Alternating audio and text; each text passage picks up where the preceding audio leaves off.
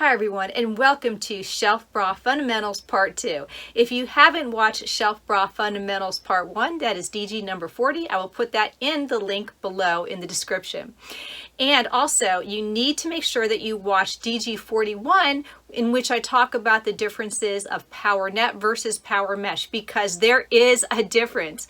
And if you don't know what that is, you may be setting yourself up for failure if you're trying to look for a supportive and uplifting shelf bra in your garments. Shelf bras can vary in the type of support and the uplift that you are looking for, so you can control both of those when you make your own. You have a variety of fabrics in which you can make your shelf bra. It can be made out of self fabric, you can line it with swim, you can use PowerNet or PowerMesh, or you can use 2 layers. So in this one right here, because I am wearing my dress that has a shelf bra, I used a layer of the fashion fabric for the shelf bra, as well as a layer of PowerNet. And PowerNet is different from PowerMesh. PowerNet is the more supportive of the two.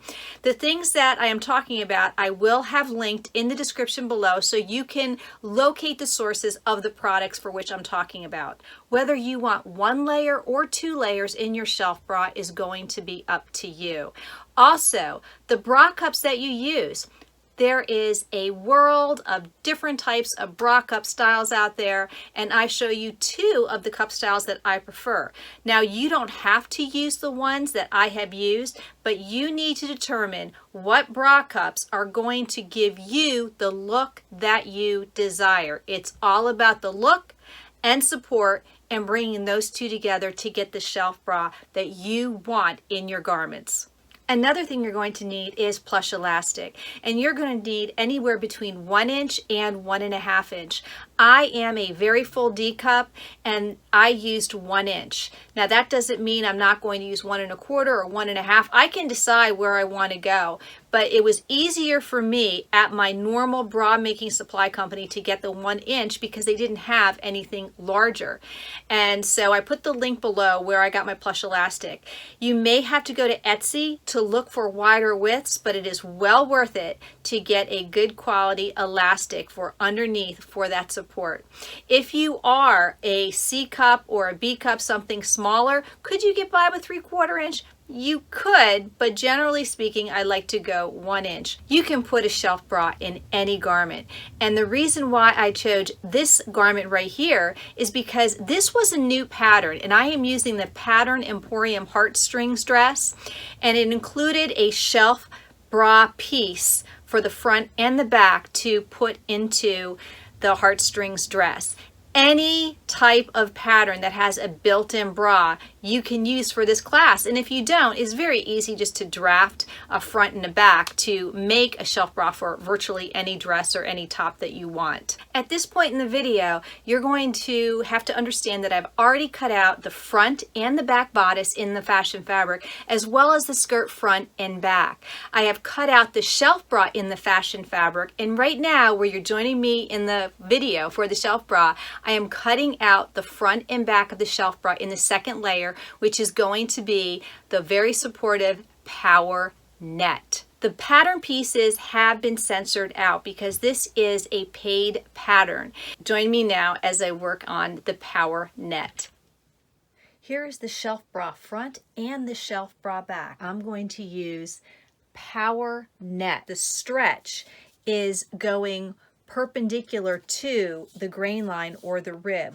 I don't want hardly any stretch this way, minimal stretch this way, because that's going to cause it to the chest to go down, and that's not the look that we want. I think I am going to have the PowerNet against my skin as opposed to the fashion fabric, but I'll decide that as I go along.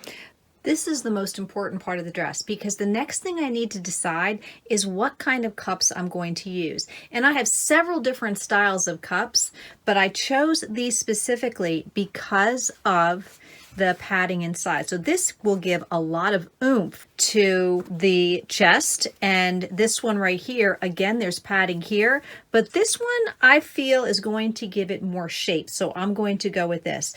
Not all pads are created equally. These are swim and garment pads for built-in bras, and if you are smaller chested, you do not need to use anything if you are an A or a small B cup, or you could use any type of cup that doesn't have this built-in padding if you are smaller, and probably still get a decent degree of support. However, I need the support, so I'm going to go with these cups right here.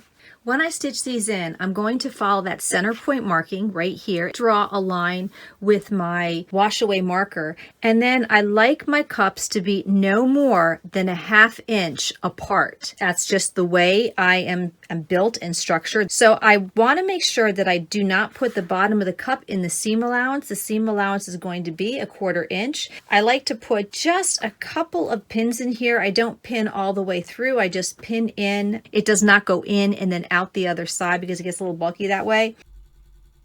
Here I am using my ruler to mark a center line from the center front down to the center front bottom, and I am also marking up 3/4 of an inch from the bottom edge, so I place my cups outside of that 3/4 inch.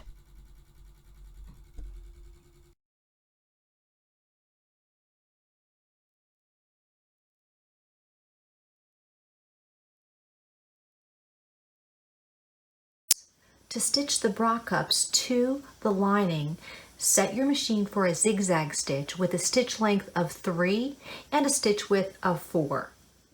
You can start anywhere you want around the cups, but just make sure you remove your pin at your starting point. And I like to firmly press down on the fabric. As you're stitching, try to keep your needle on the foam, because if you don't, it will pull in your lining fabric and it could pucker a little bit. As you're stitching around the cup, you will have to do pivots, so you might have to have your needle dropped and then adjust your fabric by moving it around and then putting your foot back down. You can now repeat this procedure for the next cup.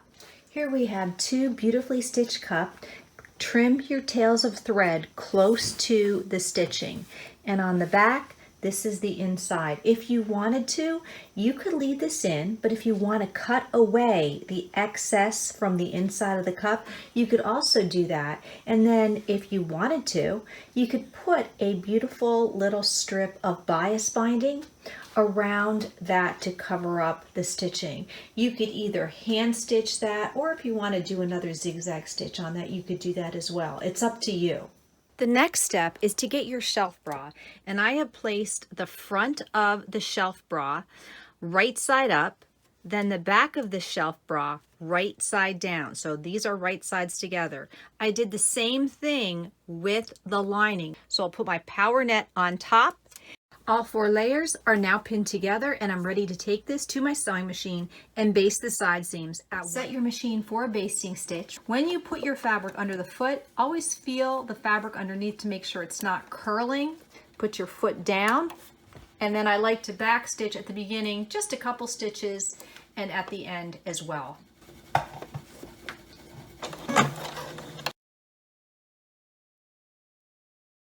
Repeat with the other side. Clip your excess threads at your starting and stopping points on the side seam, and now we're going to turn this the correct way.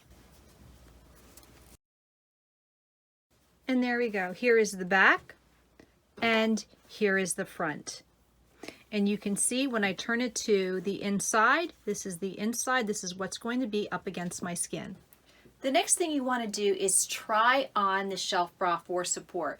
Now I'm getting good support here. I can feel that the PowerNet is doing its job, and it doesn't feel like it's secure under there because there is no elastic there. But I do feel that I could probably make it a little bit more snug at the side seams. So that is what I'm going to do. I'm going to take them in a little bit, but only on the shelf bra.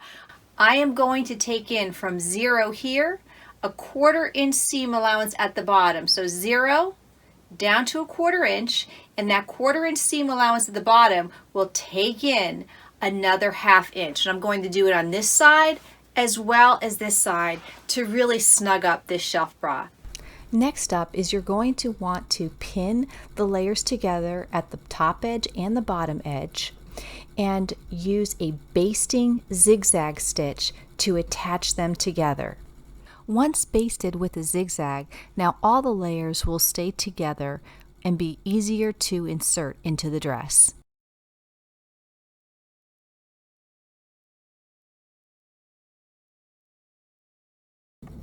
Insert the shelf bra into the dress and pin around the armhole and neckline edges at the front and the back. Take the garment to your machine and do another zigzag basting stitch around the entire top edge of the dress and shelf bra. The next step you're going to do is to cut your elastic, and I have my elastic right here. This is 1 inch from So Sassy, and they do recommend using 1.5 inch plush elastic if you have a larger bust. I think the 1 inch is going to be just fine for me, but when in doubt, go a little bit larger because you will get more support on a wider elastic band.